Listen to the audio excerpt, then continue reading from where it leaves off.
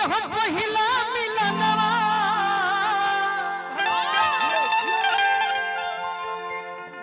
मिलले सजनी के सजनवा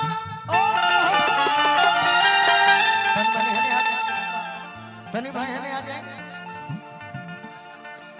तनी मनी पीछे हट जाए भैया तनी मनी रहो रहो ओनियो भाई बाड़ो तनी मनी रौरा अपन जगह बना ली तो हां जी तनी मनी रौरा जगह बना ली बाप रे हमारी अनियन गुलाब नियन खिलाल बा बदनवा सुनी सुनी भगवान अरे जन बिहार हो खदी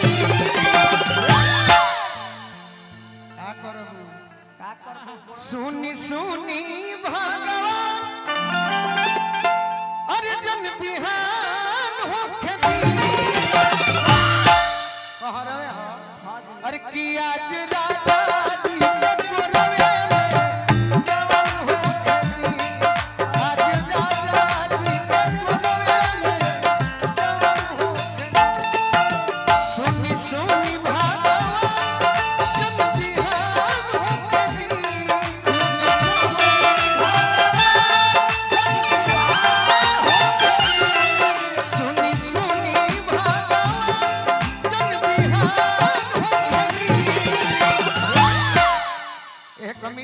बाकी नाम हम जानल चाहता नहीं दयाशंकर भैया बहुत बहुत आशीर्वाद देते हैं हम देखल लोग हम कंपनी के ऐसा मालिक हई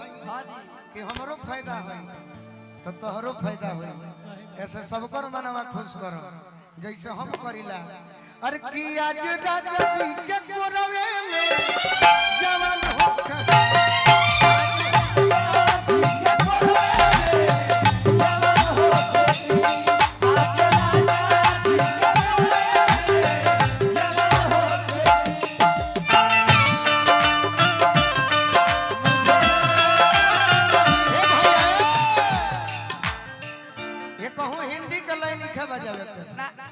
गोरखपुर हो देवरिया हो तब भोजपुरी का लय बाजी बाद में जब हमार भोजपुरी दब जाई तब हिंदी के सहारा ले ली अगला लाइन में एहमे हम बताओ तनी कि जौन मेहरारू का कहती है ये मुस्कान का कहती अब तो हमरा विजय भैया संगे बोले बड़ू तो तू मुस्कान जी नहीं खी रह गई अब तू भौजी हो गई बड़ी गलती भाई एमे लय बाजी एकदम भोजपुरी वाला ले आई लगवन यो बही छोट बा खेलवन राजा लइका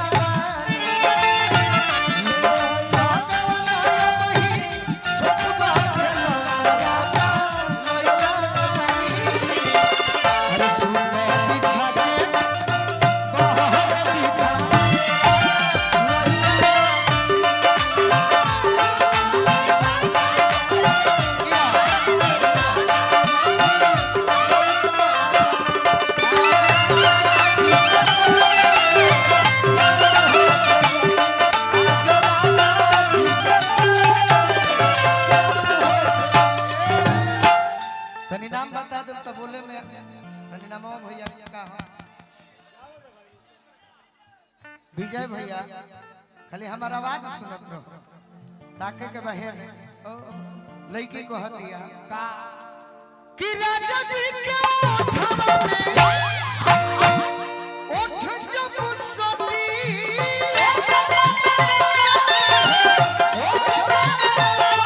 राजा जी के ओठवा में ओठ जब सती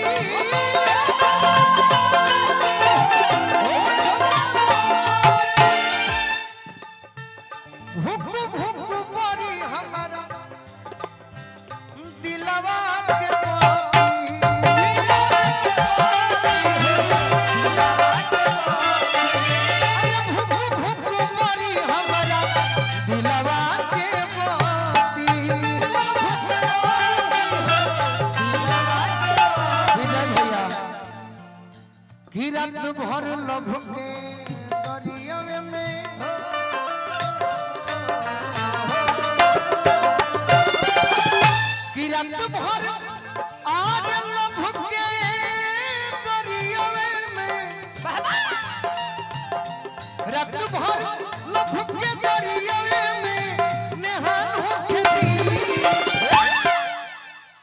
तैयारी में बाड़ी।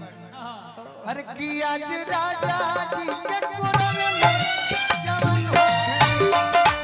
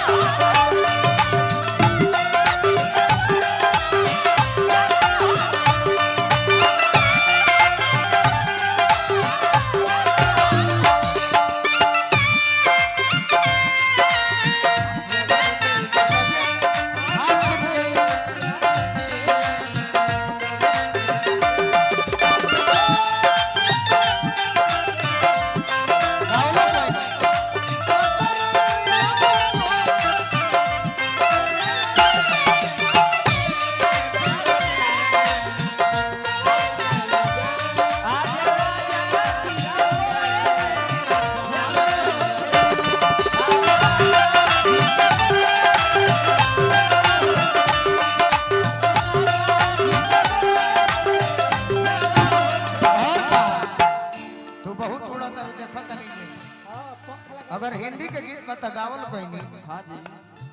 कि रोआ गनगनाई पिया तनी हेने हटा कि रोआ गनगनाई पिया अरे कोरा जब उठाई है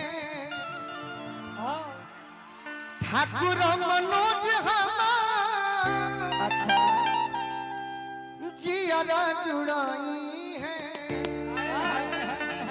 एगो हमार ताल बा हां जी एगो ऑर्केस्ट्रा वाला बा ऑर्केस्ट्रा वाला बजावे के बा सही बात ई अरऊ गोनू राजा के अरे परेशान होके दी। अच्छा ताली कैसे बजावल जाला कैसे बात बना लय पर ढोलक के ताल पर अब बजाई कि आज राजा जी के कोरवे ये हमार वाला एगो होला ऑर्केस्ट्रा वाला 1 2 3 4 अब बजाई कि आज राजा जी के कोरवे में जवान होके दी।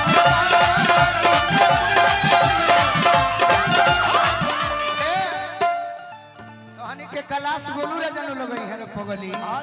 चल हो ना हेने देखो जान ई अरऊ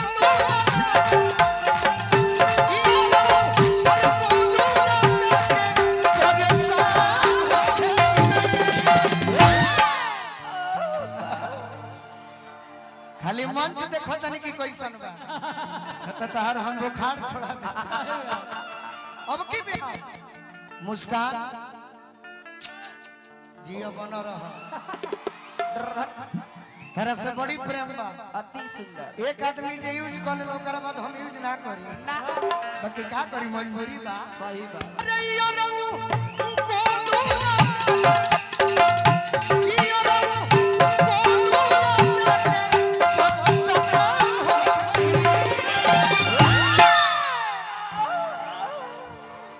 कि आज राजा जी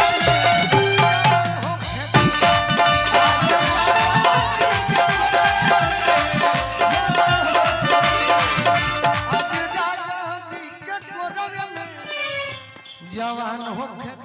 खनी भावो तो मजा आवता और आई आज राजा जी